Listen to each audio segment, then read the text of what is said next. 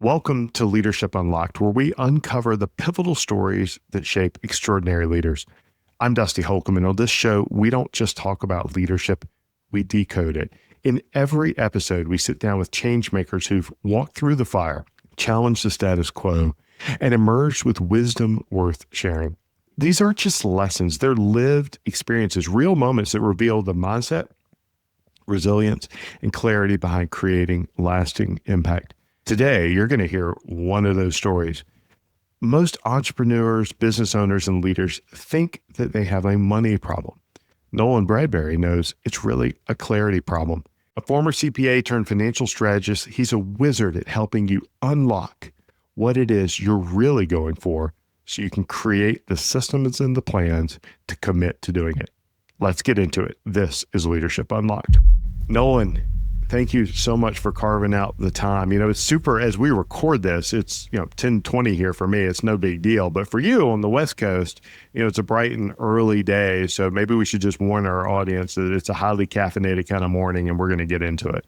Yeah, it's at least early. I don't know if it's bright, but it is definitely early where I'm at. Well, you are out on the West Coast where it does rain quite a bit. So yeah.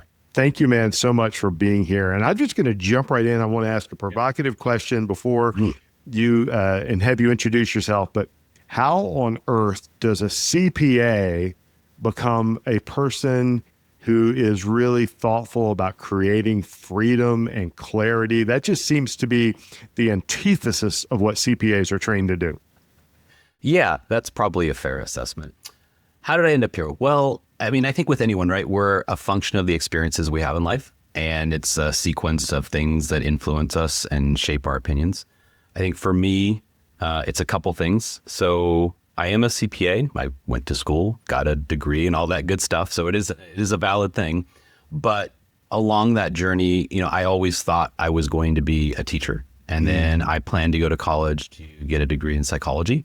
I have always been fascinated by behavioral psychology and why we make decisions or don't make decisions.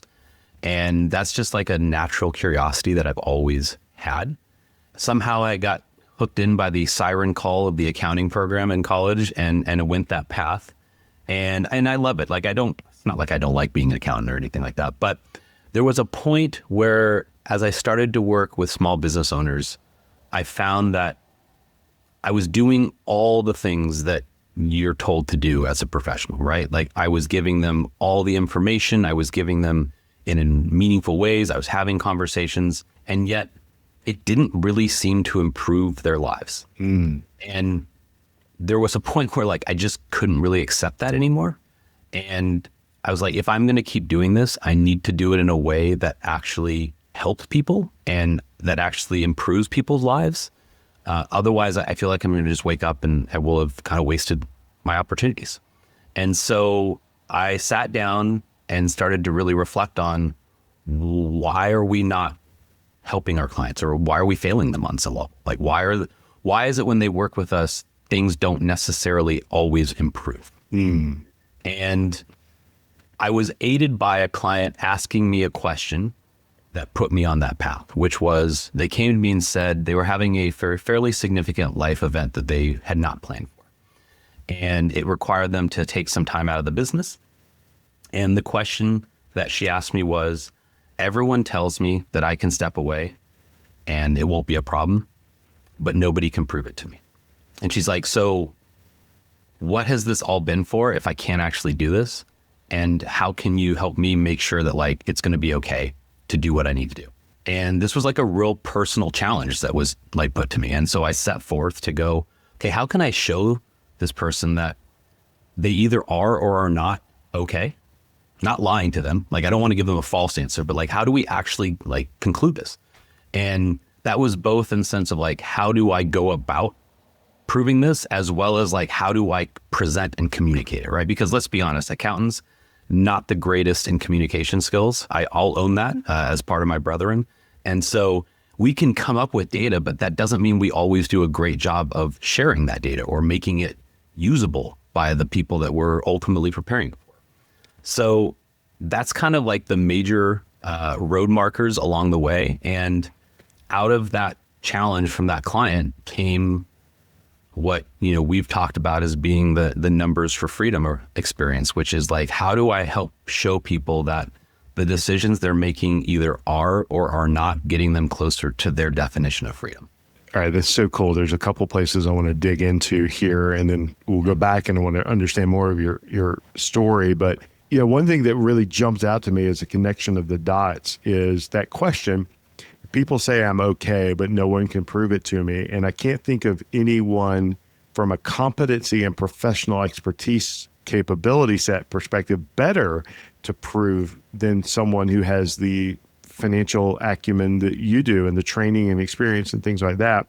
But then being able to connect it in a relevant, meaningful, and story-driven way where you can prove it to someone. It's like that really jumps out. And so it's fascinating to me when you say that, at that aha moment of being able to say meaning from the data, meaning from the information connected to a greater purpose and a greater desire to build or achieve or whatever that thing is. That's super cool. How long ago was that? Ooh, good question. About 18 months. Oh, wow. So fairly recent that experience Fairly happened. recently. That's super cool. And so prior to that, I mean, you've been successful for a long time, but that sounds like then an aha or an unlock for you that has kind of shifted your perspective. Yeah, I mean, I think sometimes this word gets thrown around, but I'm gonna throw it anyway because I feel it's honest in this opinion in this place, which is, I feel like when I went through that journey with the client and I, with them, it kind of became a calling. It was like, oh, this is kind of what I'm meant to do. I'm really good at this. Like it makes me feel really good. It's getting the results that I always wanted to give to people. And so like it kind of was that mesh point of all the things that I had thought I would do and all the things I actually did. And it just became that Venn diagram where in the middle, it was like the sweet spot. That's awesome. Well, it's not too far removed from what you said you started out to do, which is go get a degree in psychology, which is all about helping people. And, I too started down that path and was fascinated with organizational psychology and why people make decisions they make. And I think it's, I didn't get attracted to a siren song of accounting. I've never once in my life had someone and never thought about accounting as a siren song. That one's gave me some things to chew on. Like, I think I It's quit the counting. rarely discussed part of the Odyssey, where they talk about like the sirens and as they're sailing along, like they don't mention that it's actually accounting that the sirens are singing about. So Interesting. Green eye shades and pocket protectors. That's the way. That's the version that got scrapped, and then they went with the one that actually stuck. So probably a good decision by them. Thank goodness Homer rewrote that thing. You did not immediately become an accountant for entrepreneurs, a person who gives clarity for entrepreneurs. You went down a typical path, right? You out of college. Walk me through your journey in Big Four and all the things that you did there that kind of led to you to where you are. I graduated with a CPA or graduated in accounting, got my master's, and then went to work for one of the Big Four.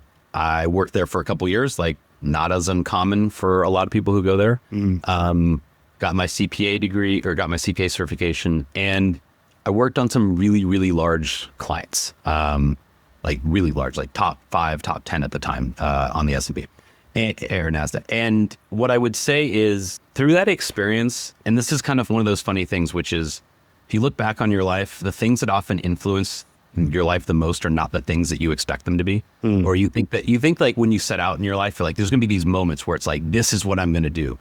And in actuality, what I find to be more the case is that it's an elimination process. You're like, well, I didn't like that, so I'm not going to do that again. And that wasn't really great, so I'm not going to do that again. And you start to weed away the things that aren't relevant or meaningful in your life. And I don't mean that working in public accounting wasn't relevant. I loved it. I met my wife there. I have a lot of great friends from that part of my life. But it was just a lot of compliance-based work. And you show up to clients, they don't want you there. And it's just like this sort of like tolerance. And there was a period where it's like, I just can't do this anymore. Like this just is not in alignment. And went to work for private, and that was fun for a while, and I enjoyed it. I took a company public. I was in charge of SEC reporting, and that was an exciting process. But again, it was really just compliance based. Like I didn't feel like I was making a difference. I joked at some point, I don't remember when this was, but I remember telling my mom, it's like, there is nothing that I can do that I can come home and put on the fridge and be like, this is what I did today. Like there, like there's none of that where you can be like, I did that, or this is what I accomplished. It's like, well, I put this number in this spreadsheet and then it told me it was this. And it was like, just, okay, great. So what's the point of all of this? And slowly but surely, as you move through your life, there is that kind of weeding out process, right? Mm-hmm. I think that this is one of the beauties of aging, if I'm going to be honest, right? Which is, as we age, we tend to become more aware of our finality. That like, we're not going to live forever, right? That as a teenager, you don't really understand that. As you get older, you start to sort of process it a bit more, maybe not omnipresent, but it's there and you think about it a bit. I think as you do that, you start to place greater emphasis on the things that really bring you joy and happiness, or at least I have. And so it's kind of like those things that don't bring that you kind of start to like remove them intentionally or not, or the universe does. I don't know. And, sometimes I don't know if it's me guiding it or someone else pulling me along, and so as a result of that, like I just found myself kind of being drawn back towards like an actual person who at the end of the day, if I can make their life better, that's what I've always wanted to do. Man, that's super cool. I've got lots of questions I want to get into. Let me ask you this, because I'm fascinated based on one specific set of experience you had in your early career. And I'm curious if there's lessons learned from that. Audit. So you look at like going your Big Four, audit in charge. When you look back at that now, what were some ahas or lessons that you got from having experience as an auditor?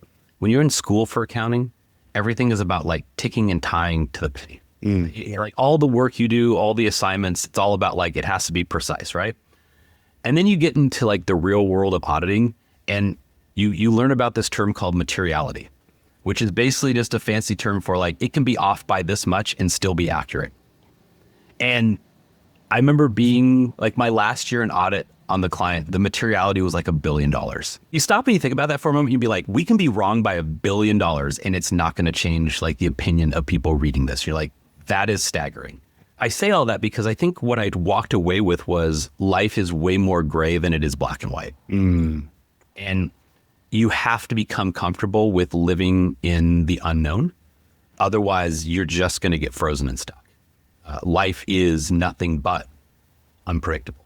We think you can control life. We cannot. We can have influence sometimes, but more often than not, it's reacting to what is presented to us. And a lot of times what comes our way, we can't foresee. And so I think I'm not saying I understood that at 23, but I think that in the deep recesses of my brain, that was kind of the realization that was forming. And that as I get to 43 and such, that it's a lot more relevant and I understand it a lot better. It's interesting to me hearing you say that. Like we often don't recognize these moments and what they mean until much, much later, years later. And then the dots connect and like, oh, okay, this was the lesson I was learning. And, I would never have thought that I'd be talking to someone with the professional background that you have a lesson taking away is it's about the gray. It's not about the black and white, right? Because we often see accountants or CPAs as black and white. And I think that's one of the things that fascinates me so much about what you do is you help entrepreneurs and founders understand the impact of the gray. You've got the understanding of the black and white and enable them to make better decisions in the gray. At least that's the way I interpret what you do. And I think that that's super cool. And that's why I asked the question about audit, because I'm like, that's a really unique skill set, someone who's living in that world and connecting dots and making sure it's not just about balancing, it's about understanding story. So it doesn't surprise me now that you've landed on this place of being able to create a narrative and a story based on the information, because that's what auditors have to decode, at least in my experience. You asked me that question, what did I enjoy about accounting? I think on some level, it was a puzzle to me, and I enjoyed the puzzle solving aspect of it. And that's something I would say I am a naturally curious person. I like to solve things. And I think that is the part about accounting, which I don't think you defaultly think to as like, oh, accounting's a puzzle, but in a lot of ways it is, right? Like you have all this data and you're trying to make sense of what does it mean? Is it right? Is it not right? even if it is right, does it still tell the right story, right? What's the saying? There's lies, damn lies in statistics, right? Yeah. So so context is really important when you're looking at things. And that's the appeal of it to me, to some extent. Who was your earliest mentor? When you look back and reflect now, a person that formatively shaped you and how you think about life and how you approach things, who was that one of your most formative mentors? I'd have to say my parents. I mean, first and foremost, right? That's kind of like the obvious one, but I assume that's not what you mean. So I'm going to put my parents aside. Ironically enough, I had a baseball coach who I met when I was 5 or 6, I started playing with. And I actually just had lunch with him the other day. So I've known him now for almost 40 years. That's so cool. He was an attorney, and I don't know that I I don't ever remember a point being like, oh, you're a mentor to me. But I always respected the way he conducted conversations, in that there was this one piece. I just remember so many people want to conform, and they don't like sort of being at odds with someone else, especially in a conversation. We're quick to agree. We're quick to change our opinion if someone else doesn't share that opinion. Like that sort of thing. But he was always like, I would talk to him and I would give an opinion like, oh, I disagree. And he would just state it. And it was never in a disrespectful way. It was never sort of like belittling. It was just, he had a different opinion. And I always just really respected his ability to stay true to who he was without marginalizing me. Yeah, I mean, I couldn't agree with you more. We have a human tendency to want to seek alignment. And so we will agree, and maybe we don't, not even think about it. That's really neat. Oh, I disagree, but you didn't feel less human. No. In fact, if anything, I felt more heard, which is ironic, right? I felt like he actually heard what I said and then thought enough of it to disagree because he felt a different way. On some level, that's more respectful than just agree. Would you say that you are a person who emulates or demonstrates that same behavior today? I certainly try. It's cool that you had lunch with him recently. I mean, who still has that connection? That's amazing. As you think about this, what's a principle or a philosophy about leadership that you firmly believe in and live by? And then what's the story behind it? There's something my parents told me when I was really young, and it lives with me every moment of my life, which is, they told me, if you do what you say you're going to do, you're going to be better than 95% of the people out there. And I didn't really understand it in the moment. And now I look back on it, I'm like, I think the number is higher than 95%, if I'm being honest. So often we don't follow through on what we say we're going to do. And it's frustrating when you're on the other side. I think it diminishes your word and the trust that you have. And so I'm not saying we're perfect, and I'm not saying we can always do exactly what we're saying we can do, but we can be honest when we realize we can't. And I just think that as leaders, we need to empower our team members to be honest and speak up when they know something is right or wrong or not going the way we want, so we can be as transparent as possible with the people we're serving. Whenever I'm at that crossroads, I'm always like, okay, what did I say I was going to do? Okay, well, that's what I got to do. And if I can't do it, I need to honestly tell the person I can't and why I can't, even if that's going to suck. That's super fascinating. And I mean, I hadn't thought about it the way you just framed it until you just said that. I'm like, wow, I bet you're right. It is a better than 95% probability. How do you coach people in that regard? How do you teach people? How do you instill or install this behavior in those that you lead, Nolan? Well, I don't know if it's actually annoying, but as a leader, I don't often tell my team members what to do. So what I will do is I will ask them 2 questions when I need something done. The first one is, this is what I'm trying to do. Is that reasonable? And then the second question is, if it is reasonable, when can you have it done by? Now, that doesn't mean that I just accept whatever they say. I don't want to give that impression, but I want them to make the commitment, not me tell them what the commitment has to be. Because then it's about them owning what they said. And if they don't do it, it kind of removes the ability for them to come back and go, well, I couldn't do it because that was an unreasonable request, or I didn't have enough time. It's like, well, you set both of those. At no point did I tell you what you had to do. You told me what you were going to do. And At every opportunity, you could have told me that was not possible, or you could have changed it or said something else, and you didn't. And so it's funny because when you first do that with someone, it makes them very uncomfortable. Like, you ask someone to commit to something, they don't want to do it because they're like, I don't know. Is this like too hard? It's like, just tell me what you think you can honestly do. It's okay. We'll have a conversation about it if I don't think it's reasonable. You tell me something that you can't commit to. So part of it is like helping them take ownership in that communication process, but it's also about helping them understand that it is a conversation and it isn't just about me dictating. It's about, you can speak up, you have a voice. I'm trusting you that you will say things when you see them and that I will be respectful of that when you do. I'm very big on making sure people feel heard and seen, both my team and my clients. And so I'm very intentional, or try to be, about ensuring I show up that way and that they feel that. Was this a practice that you developed on your own, or is this something you picked up from someone along the way? Because I could not agree with you more on the way you're approaching this, and I love that. Is this here's what I'm thinking. Is it reasonable? And then what can you commit to doing? I have a firm belief that, we often talk about accountability as something we do to people, and I have an inverse perception on accountability, in that I think accountability is nothing more than the honoring of mutual commitments. And it's someone has committed to do something, and then I, as the leader or the manager, have committed to follow up. And if they don't do their part, I'm going to do mine. If I have to do mine, then we have we've got to understand why there was a breakdown. But how did this practice come to you?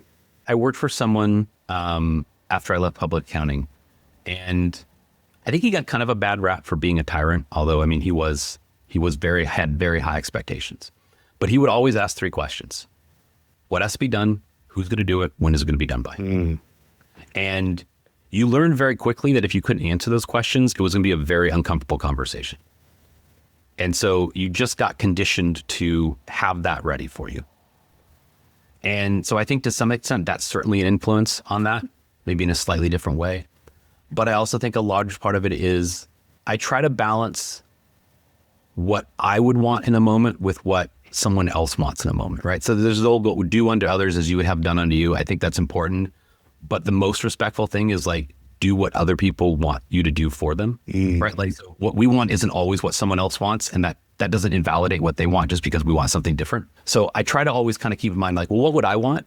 And then what do I know about this person? What would they want? And try to kind of like balance those two against each other. So I think it's kind of a combination of personal experience on my own and then sort of like working in that situation. That's interesting. It's so easy for us to default into what do we want or what would we want, and that more broad lens of what would they want. If I'm sitting in their seat, what do I think they want? That's so powerful, because it's not about us. It's about creating the value prop or whatever it is we're trying to build. And so often we get stuck in our own little heads, and we get stuck behind our own lens, and we forget that, there's a bigger world out there beyond that.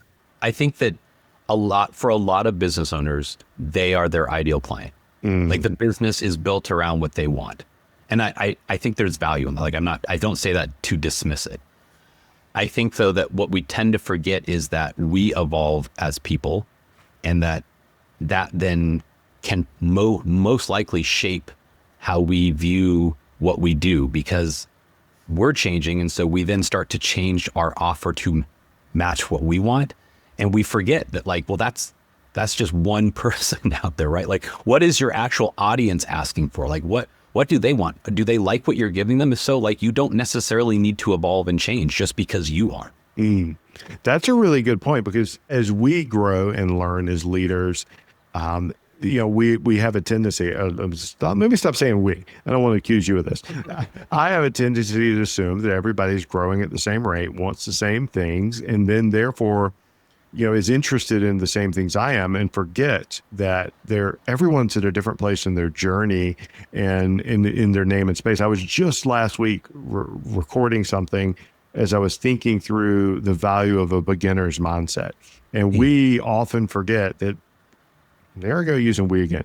I often forget that there's so much value in going back to the fundamentals, the basics, and then, really grabbing that beginner's mindset so that I don't get wrapped up around my own axle of knowledge and growth.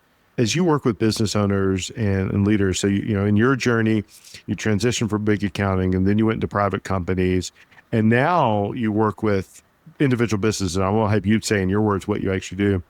What is it that they come to you for, and what is it they really need after that? Along that journey, because sometimes those are two different things. They are almost always two different things. I'm going to take a step back and then I'm going to zoom in. Yeah. So the term accountant is an inherently vague term. Like you could come up with a lot of different things that an accountant does, right? And so what took a while for me to appreciate and understand was that when people came to me looking for an accountant, I could not assume that I knew what they were looking for, because their definition of what that meant could be a lot of different things. It could be a tax preparer, it could be a tax planner, it could be a CFO, it could be a bookkeeper, it could be a payroll processor. I mean, like any of those things are an accountant on some level, right? So, but they're all very, very different and require different things and are different firms, different industries to a large degree. And so a lot of times people are coming and they will tell you a symptom, and it's your job to diagnose what the underlying, I'll say disease for lack of better words to kind of stick with the analogy, is, right? Like, oh, my arm hurts. My elbow, it hurts every time I swing the tennis club. You're like, okay. So there's keys in what they're describing as their pain points, right? And it's my job to translate that into what is the real pain that we need to get at? And so this is going to kind of tie into like why I do what I do, which is people will often come and go, I need better bookkeeping. I need to plan better for taxes. And what I always tell people is, yeah, maybe, that's very possible. I don't know enough to be able to say one way or the other. And so let's start understanding, like, why do you think that? And I ask a lot of why, and I try to not talk very much and try to listen, because they will tell you what the real problem is. And for most people, the thing that they're trying to solve is they want to have more freedom. Their business on some level is not providing them the life they wanted or they thought they were going to have when they started. They're trying to figure out, how do I get from where I'm at to where I really want to be? Now, their starting point and their end point are different. Every person's are kind of different, right? It's like if you open up Google Maps and everyone's going to input different things depending on what their priorities are. But everyone still gets asked the same two questions. Where are you starting? Where are you trying to get to? Then it asks you a third question, which most people don't realize is an actual question. It asks you, how do you want to get there? You taking the bus, you driving, you walking, you're riding a bicycle. Those are preferences. And we confuse preferences with requirements, and those aren't the same thing. So we could pick the same starting and end point, but the path we take is going to be different based upon our preferences. And so what we want to do for people is to ultimately help them understand their starting and ending point, but then really understand, like, what is the meaningful path for you? How do you want to get from A to B? Because I could, the analogy I often give to people is, if you came to me and said, Nolan, I want to lose 10 pounds, I could go, great, just cut out all the steak in your diet. And be like, well, I don't want to cut out all the steak in my diet. I love steak. Steak's what I love to eat. Okay, so I gave you a solution, but it wasn't your preference. So what is a better option for you in that scenario, right? Whereas another person might go, well, I'm vegan, so that's awesome. That's really easy to do. So that's great. Let's do that, right? And so to some extent, we have to understand, what are your real priorities in life? What are the things that are your non-negotiables, that if we said, all right, well, if you did this, it will get you the outcome you want. And you go, yeah, but I don't really want to do that. That's the part that most professionals and business owners never discuss. It's what the owner actually wants. Most leaders don't need more advice. They simply need clarity. That's what the Vision to Victory scorecard is all about. It's free, it's fast, and it gives you a clear picture of where you are and what's next. Start now at clarityalignmentexecution.com.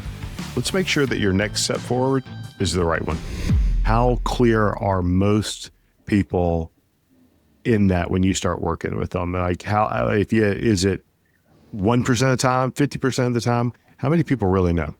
I would say of all the people I've done this with, one or two have probably come to me and been crystal clear on like where we started is actually where they ended up wanting to get to. Meaning that like they came to me saying this, and that's actually through the process, like I would agree, that was where they wanted to be. Why is it that you think people don't have that clarity to start?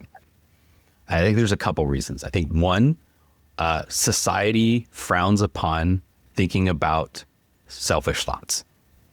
Oh, unpack that. Tell me more. Okay, so if I said to you, Dusty, I want to make a lot of money, you'd be like, ooh, that doesn't sound great. That's not a great soundbite, Nolan. You're like, that kind of sounds like you don't care about all the things you're supposed to care about. And I would say, well, all I said was one thing. You're inferring everything else. And so we get kind of pigeonholed. Like we're afraid to say what we actually want in life. And because of that, it's really hard to get what you want when you can't admit to yourself what you want. So we don't give ourselves a permission to think about what we want because we feel we can't. I think the other piece of this is we don't actually think about what our lives are going to be like when we achieve a goal. So we don't actually know that when we achieve it, we have what we want. All right, unpack that for me. I got to make sure I'm hearing that correctly. So to dig into this, what I mean is, I'll give an example. A lot of times, and by a lot, I mean like 75% of the time, someone will come to me and it's some variation of, I want to make $1 million. Okay, now on the surface, it's quantifiable, it's achievable, we can solve for it, right? There's nothing inherently wrong with that. The problem is, the person has not actually thought about, down the road, if I was making $1 million, what would my life actually be like? Is $1 million enough? Is it way more than I need? What does what does a lifestyle at that point really mean to me and my family? And so here's the problem. We've optimized for something we don't actually know is going to bring us happiness. What if happiness for you is actually only $750,000? Well, you spent arguably 25% more effort than you needed to be the same level, if not maybe higher level of happiness. Because more of something doesn't always equate to more happiness. Right? More money does not mean you are more happy by the same incremental amount. In fact, there's usually a diminishing returns at the more you make at some point, right? Yes.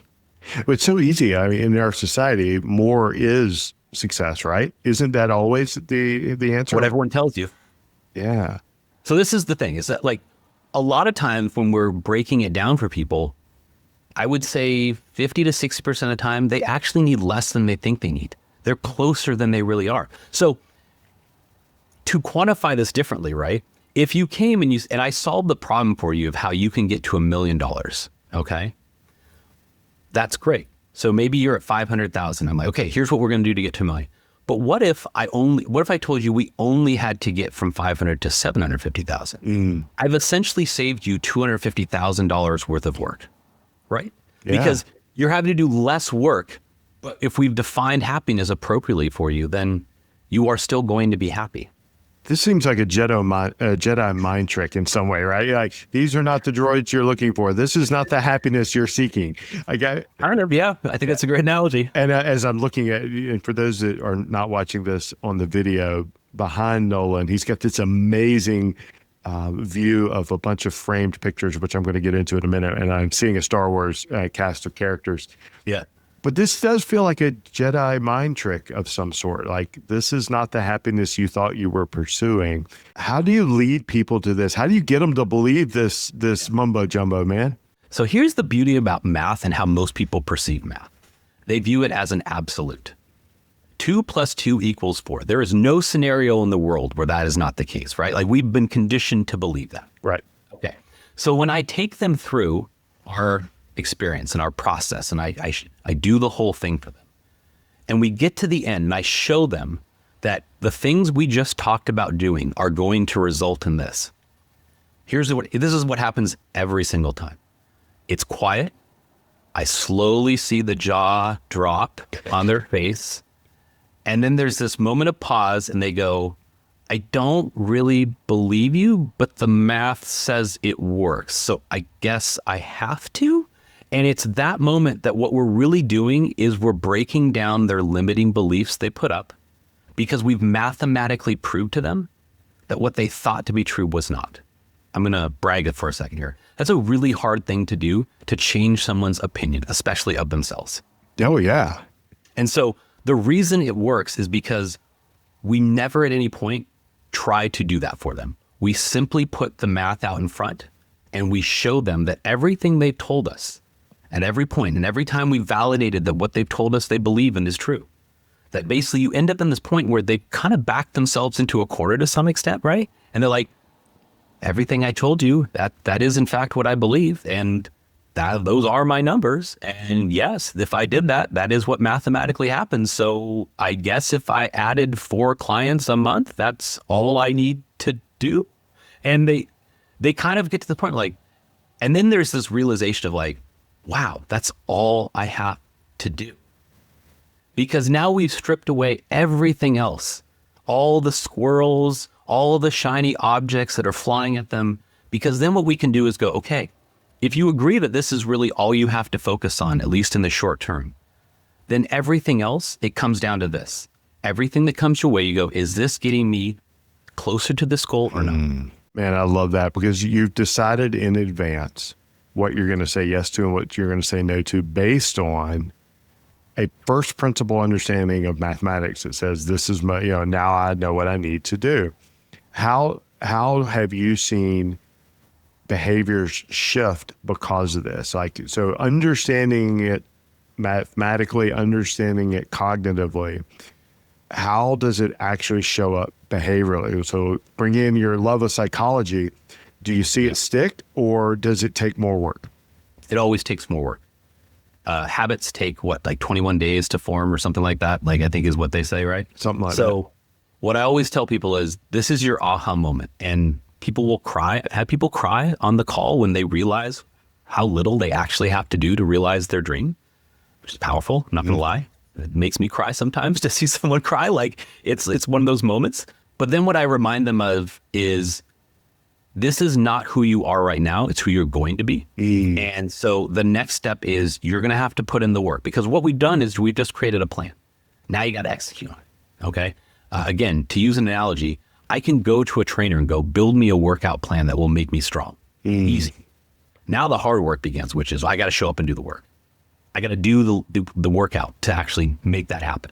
Okay. So now it's about, here are the things you're going to do. You're going to have to show up every meeting and you're going to have to tell me, did I do the things I said I was going to do? Yes or no?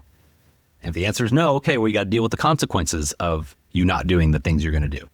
So I want to pause here for a moment. I want to tie this back to something you asked me earlier. You asked me, what is the leadership principle? And I said to you, I let people answer for me what they wanted, what they're going to do, right? Yeah.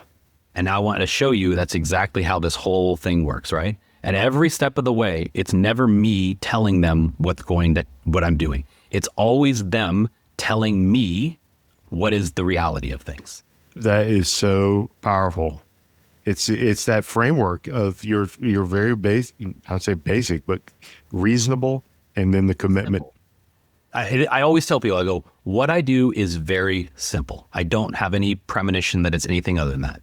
I'm not saying it's easy, but it is very simple. And to me, simple is the most powerful thing. Could not agree with you more. There's a book I read recently, and I use it in our leadership accelerators. I give it away frequently. It's the Wisdom of the Bullfrog by Admiral Bill McRaven. And I love it because the byline is so good, which is leadership is simple, but not easy. Like, I think the beauty in almost everything in life is finding the simplicity, distilling to the simplicity. And we as humans value or create our self-perception of value based on the ability to make things more complex. And so being able to embrace simplicity requires a degree of humility and an attachment to things bigger than yourself. Nothing disappoints someone more on a call than when I tell them they do not need some elaborate tax planning strategy. Like, honestly, it's like I told them their baby's ugly. Like the crushingness of that is, I'm like, well, don't you understand? That's a good thing. Like, you don't have to spend a bunch of money doing a bunch of elaborate things that aren't going to save you a bunch of money. Like, that's a good thing. And they're like, I was really hoping to do something elaborate. It's like, really? Were you? I don't know. That doesn't sound like fun to me. No, it doesn't sound like fun to me at all. And its simplicity is a wonderful thing. And the good thing about it is then it's much more actionable. Like, simple is actually something you can commit to doing and take action on and create value from. This is fascinating. So when you do this framework and you do this work and talk to me a little bit about, your typical customer, like, does this, and then I really want to know, like, does this apply to everybody in life, or is this only for business owners who are entrepreneurs who do this very specific thing? Yeah. Does this Jedi mind trick work on the entire population? To be honest, I don't know. I designed it for a very specific avatar, which is, it is a business owner or a business that has one, maybe two owners. Mm-hmm. And the reason I say that is because if you're optimizing a business for someone's family, it's hard to optimize it for two different families. Mm-hmm. And it's really almost impossible to do for three, because everyone's situation in the background is very different, right? Yep. And they start to compete with each other, and it starts to break down. So the force is only strong with one person. You give me too many people and I'm not strong enough to do that. Ideally, it's for business owners who are looking to make leaps. Okay, so there's this concept of the rule of 3 and 10, not my rule. It's a great rule. It basically just, if you haven't heard of it, what it means is that the things that as you progress through life or through a business, as they go in increments of like 1 to 3, 3 to 10, 10 to 30, 30 to 100 and so forth, that the things that dot you to the previous point are going to be the things that break down and prevent you from getting to the next one. Amen. Right? So like, if you design processes to be a $300,000 business and then you wonder why you can't get past 700,000, the first thing I'm going to tell you is it's probably because you're still behaving like a $300,000 business. At some point, you have to commit to being the thing you're not yet to become that thing. Oh, but see, I'm going to interrupt you. That applies to almost every aspect of growth in life. So, like, 100%. Interject, at some but point, yes. Some people will confuse that, oh, you're just manifesting. And I'm like, well, part of it is manifesting, right? Like, you cannot be anything if you don't believe you are it. Right? Like, you have to believe that you are $1 million business if you are ever going to be $1 million business. That's just the reality of it. And so this whole thing about the rule of 310, the reason I mention this is because I'm looking for businesses that are looking to make those leaps. They're moving away from 300, and maybe they're the 600, 700,000, and they're trying to get to 1 million. Or they're at 1 million and they passed 1 million and they're at 1.5, 2 million, and they're like, I can't quite get to 3. Then they're at 3 and they're like, I'm trying to get to 10, right? And it's like, you're going to die if you don't do the things and you get stuck in that in between. That's actually where businesses fail. If you want to know the truth, right? Businesses fail when they get basically caught between 2 points. They're too big and too, I'll say, bloated to be a small business, but they're not big enough to be a big business. That's where death occurs for businesses, right? It's the in between. So I'm looking to help businesses make that leap. And so if you are in that space, this works really well because we can come in and very precisely tell you where you need to focus your time and energy. And then as your personal preferences evolve or as your business evolves, we basically redo the process and keep it active. This is not like a set it and forget it type thing. It's an active living thing that we are constantly going back to. Because again, we want to make sure we're always optimizing and making the choices for the right outcome. And so like, if you've got kids who are 10, 12, and you're optimizing for that, and all of a sudden go down the road and now they're going away to college, you probably need to be optimizing for something different at that point. Yep. Your personal life has changed, right? And so you can't keep doing the same thing and expecting different results. See, I think there's so much wisdom here, and like I'm thinking about this through the lens of our audience, and I think the frameworks apply whether you are an employee in an organization, whether you're leading a company, whether you own a business. Like, I know the avatar you're working with, but the cognitive psychology of what you're talking about is identifying what you really want, and then do you have a plan to get there, and are you committed to following that plan? And then as life and things change, you have to change accordingly. And this 3 and 10, like I see that like all the time in the leaders I work with, because I typically work with leaders who are navigating a transformation from where they are to where they want to be, and they're crossing that chasm. Apologies to the technology sector for that, but they're crossing over that next thing, and what got them there isn't going to get them to that next level. And I've never thought about it through the lens of the financial stuff and what you're talking about, but I do think that these frameworks apply, understanding who you serve, and I think that that's like so incredibly powerful.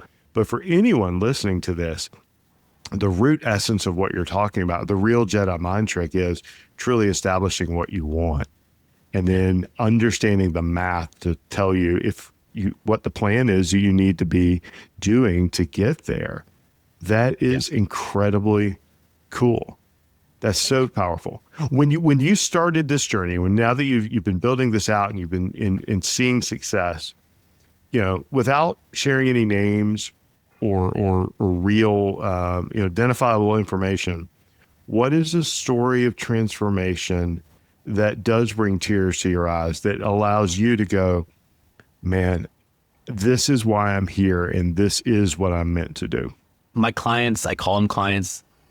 They're not clients. They're real people, and they have real problems, just like all of us. When you sit down and you're looking at someone through a Zoom call, and you realize that you opened the wound that is ultimately going to allow them to heal. And you're sitting there with them as they start to kind of break down and cry over the realization of what's been holding them back. And I mean the real thing that's holding them back. Like, I had one call where the person was, she goes, part of the problem I'm facing right now is one of our kids, I believe, has ADHD, and my husband doesn't believe it. And I don't know how to deal with it because he won't participate in doing what we need to do. Now, that's not a financial conversation, right? There's nothing about that's financial. But I defy you to tell me that wouldn't influence the way she runs her business. You cannot sit here and tell me that is not having a factor on how she shows up, how she makes decisions, and what she does. It absolutely does. If we don't acknowledge that's a real pain, that's not something we have to account for, pardon the pun, and solve for, then we're not helping people. And so I sat there, and she told me that, and she cried. And honestly, I kind of cried too, because that sucks. And sometimes all we can do is acknowledge that something sucks for someone. I can't solve that for her, right? That's not something in my purview. But I can do the best I can to help her account for it and be honest about it and factor it into the decisions she's making. One of the things we do is we break people's financials down into their offerings, and then we quantify, we score them for them. So we score them across profitability and their time commitment and how meaningful it is to them, personal satisfaction, and gives each one of those a score so they can truly see what is the most meaningful thing they're doing in their business. Not profitable, not easiest, but overall how we're scoring that. And so that's something that we can factor into that computation when we look at these aspects of her business. I'll be honest, like, I get off calls in those moments, and it's like, I feel so lucky and fortunate at that moment to be able to do this and help people. As I reflect on what you've shared, I have to view it through my own lens and go, man, the work I do and enjoy the most is when you see the transformation, or you see the aha. And it's when you realize this is the work I was born to do, or I would do this work for free. This is not about what I charge. It's about the impact I make. I'm just glad you found that. And more importantly, I think I'm glad for your clients, because they get to experience a different life and world through the lens of deeper understanding. All right, I'm gonna shift our gears a little bit and go to some rapid fire. And I alluded to this earlier, and I'm gonna get you to tell me the story. How and why on earth do you have pictures behind you of really cool? Like, anybody who's not watching this, like, you just got to go see the YouTube version of this, because this is super coolest thing. I grew up, and my parents and I, we kind of always had the TV on in the background. We just watch movies. like either on VHS, or that's how old I am, VHS, or, just the weekend TV channels. And, I am of an age where I grew up a child of the 80s. And I don't know, there's just something very distinct about an 80s movie that I just love. Like, they're all kind of the same, even though they're not.